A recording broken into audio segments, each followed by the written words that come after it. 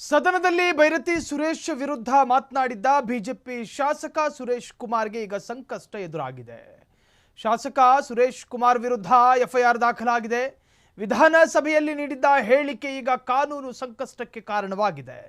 ವಿಧಾನಸಭೆಯಲ್ಲಿ ಭೈರತಿ ಸುರೇಶ್ ಕುಮಾರ್ ನೀಡಿದ್ದ ವಿವಾದಾತ್ಮಕ ಹೇಳಿಕೆ ಮಹಿಳೆಯರ ಗೌರವಕ್ಕೆ ಧಕ್ಕೆ ತಂದಿದ್ದಾರೆಂದು ಕಾಂಗ್ರೆಸ್ ಈಗ ಗಂಭೀರ ಆರೋಪವನ್ನು ಮಾಡುತ್ತಿದೆ.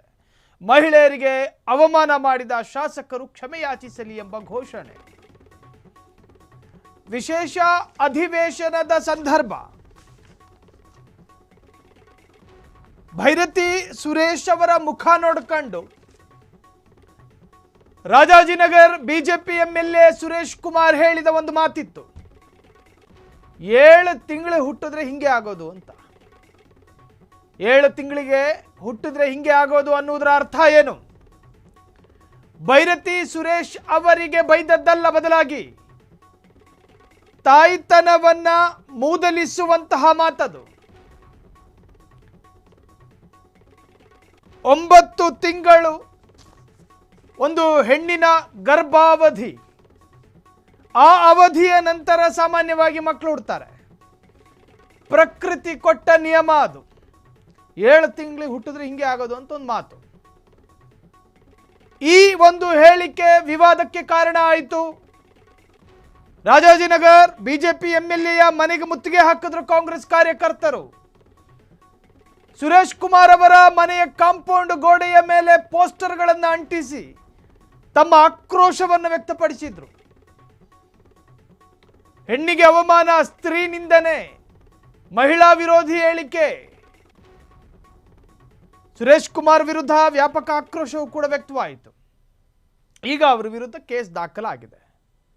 ಈ ಹಿಂದೆ ಇದೆ Suresh Kumar higher education minister ಆಗಿದ್ದವರು, ಉನ್ನತ ಶಿಕ್ಷಣ ಸಚಿವರಾಗಿದ್ದವರು. ಬಾಯಲ್ಲಿ ಈ ತರಹದ ಮಾತುಗಳು ಬರೋದು. ಇನ್ನೇನು ಕಾಂಗ್ರೆಸ್ನ ನಾಯಕರು ಏನು ಸ್ವಬಗರಲ್ಲ, ಅವರೇನು ಸಾಚಾಗಳಲ್ಲ.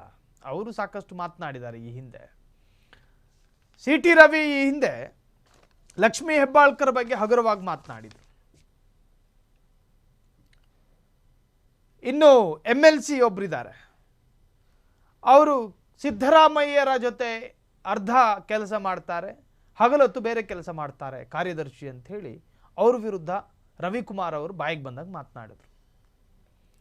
ನಾಲಿಗೆ ಚಪಲ ಅಂತ ಕರೀತಿರೋ ಅಥವಾ ಮನೋರೋಗ ಅಂತ ಕರೀತಿರೋ, ಒಂತರಹದ ವಿಲಕ್ಷಣ ಫೋಬಿಯಾನೋ ಇದು ಗೊತ್ತಿಲ್ಲ, ಏನೋ ಒಂದು ಮಾತನಾಡೋದು. ಇದು ಸದನ ಅನ್ನೋ ಪರಿಜ್ಞಾನ ಇಟ್ಕೊಳ್ಳೋದಿಲ್ಲ ಈ ರಾಜಕಾರಣಿಗಳು. ಬಾಯಿ ಚಪಲ, ಬಾಯಿಗೆ ಬಂದ ಹಾಗೆ ಹೇಳಿಕೆ ಕೊಡುವಂತಹದ್ದು ನಿಜಕ್ಕೂ ಕೂಡ ರಾಜಕಾರಣಿಗಳ ಮೂಲಭೂತ ಹಕ್ಕಾಗೋಗಿದೆ. ರಮೇಶ್ ಕುಮಾರ್ ಅವರು ಈ ತರಹದ್ದು ಮಾತನಾಡ್ತಾರೆ ಅಂತ ಹೇಳಿ ಯಾರೂ ನಿರೀಕ್ಷೆ ಮಾಡಿರಲಿಲ್ಲ. ಕೆಲವೊಮ್ಮೆ ಆತುರ ಪಡುವವರನ್ನ ನೋಡ್ಕೊಂಡು 7 ತಿಂಗಳು ಹುಟ್ಟಿದೆಯೇನೋ ಅಂತ ಕರೀತಾರೆ. ಅಂದರೆ ಅದು ಮಾತನಾಡೋದು ಅಷ್ಟು ಸುಲಭವಾದ ಮಾತು, ಆದರೆ ಅದರ ಅರ್ಥ ಇದೆಯಲ್ಲ, ಅದೊಂದು ಹೆಣ್ಣನ್ನು ನಿಂದನೆ ಮಾಡುವ ತರಹದ ಅರ್ಥ.